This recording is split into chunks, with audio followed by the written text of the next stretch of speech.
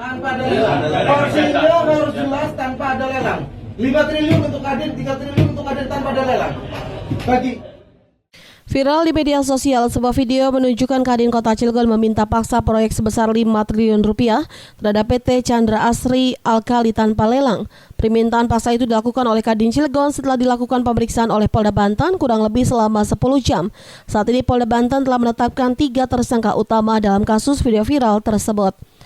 Di Reskrimum Polda Banten, Kombes Pol Dian Setiawan mengatakan Muhammad Salim sebagai tersangka pertama berpesan mengajak dan menggerakkan orang untuk melakukan aksi di PT Cina Chengda Engineering. Kemudian tersangka kedua Ismatullah sebagai Wakil Ketua Kadin Cilegon dan tersangka ketiga Rufaji Jahuri sebagai Ketua Himpunan Nelayan Seluruh Indonesia Kota Cilegon, dan dari ketiga tersangka tersebut memiliki peran yang berbeda-beda. Berdasarkan hasil penyelidikan dan penyidikan yang dilakukan oleh penyidik di Reskrimum Polda Banten, pada malam ini kita telah melaksanakan gelar perkara dan menetapkan 3 orang sebagai tersangka. Adapun 3 orang tersebut, yang pertama adalah saudara IA, yang mana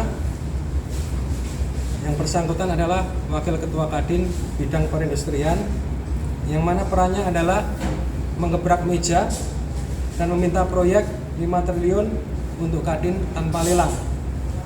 Kemudian peran yang kedua, pada tanggal 14 dan 22 April 2025, saudara IA bersama saudara MS ini bertemu dengan PT Total, yang mana adalah perwakilan dari PT Cengda, yaitu memaksakan untuk minta proyek. Selanjutnya tersangka yang kedua adalah saudara RJ, yang mana bersangkutan adalah Ketua ANSI Cilegon. Perannya adalah mengancam akan menghentikan proyek jika tidak diberikan proyek dari PT Cengda. Yang bersangkutan kita terapkan pasal 335 KUHP. Yang ketiga yaitu saudara MS, perannya adalah mengajak dan menggerakkan orang untuk melakukan aksi di PT Cengda, dan pada tanggal 14 dan 22 April saudara MS ini bersama saudara IA bertemu dengan PT Total memaksa meminta proyek. Adapun pasal yang kita terapkan pada yang bersangkutan pasal 368 dan 160 KUHP, yang mana ancaman hukumannya adalah 9 tahun penjara.